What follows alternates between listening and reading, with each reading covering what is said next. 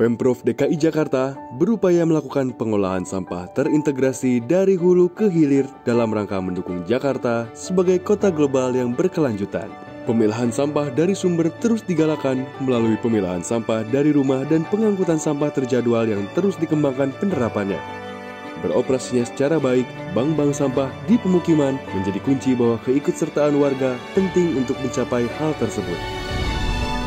Tempat pengolahan sampah dengan prinsip 3R, reduce, reuse, dan recycle hadir sebagai tempat dilaksanakannya kegiatan pengumpulan, pemilahan, dan pendauran ulang skala permukiman, mengurangi volume dan memperbaiki karakteristik sampah yang akan diolah lebih lanjut di TPA dan juga tersebar di beberapa titik wilayah DKI Jakarta.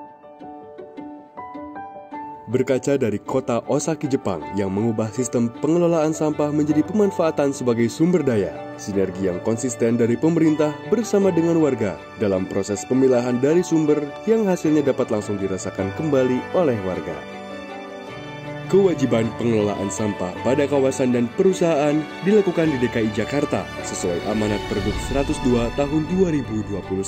Pihak industri atau perusahaan harus mampu memastikan bahwa pengelolaan sampah dilakukan dengan menerapkan rangkaian pemilahan sampah, pengumpulan sampah, pengolahan sampah, dan pengangkutan sampah. Sistem pengambilan sampah dan treatment sampah Badan Air Kali Ciliwung TB Simatupang sebagai wajah baru penanganan sampah di DKI Jakarta telah berhasil mencegat kiriman sampah berjumlah 49 ton per hari dengan 2 tahap penyaringan. Sampah yang diangkut kemudian dapat langsung diolah melalui 2 kali pencacahan yang hasilnya dipergunakan menjadi kompos dan dapat langsung dikirim ke off-taker sebagai bahan pengganti bahan bakar. Sebagai tempat pemrosesan sampah yang berteknologi ramah lingkungan, fasilitas landfill mining dan RDF plant di zona landfill yang sudah tidak aktif di TPST Bantar Gebang agar bisa digunakan kembali sehingga memperpanjang masa pelayanan TPST Bantar Gebang.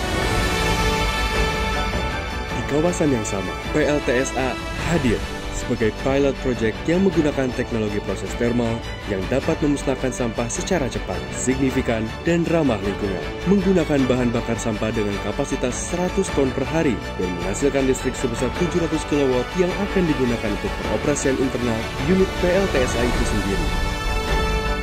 Pada tahun ini, 2024, dalam mengoptimalkan strategi pengelolaan sampah, Pemprov DKI melakukan percepatan pembangunan fasilitas pengelolaan sampah Refuse Derived Fuel atau RDF Plant Jakarta yang berlokasikan di Rorotan. Upaya penambahan fasilitas ini akan menjadi semangat baru dalam mewujudkan misi Jakarta bebas sampah. Infrastruktur oleh pemerintah Provinsi DKI Jakarta ini menjadi bukti bahwa Jakarta adalah sebagai kota global yang terus berupaya untuk menciptakan lingkungan hijau. Sukses Jakarta untuk Indonesia!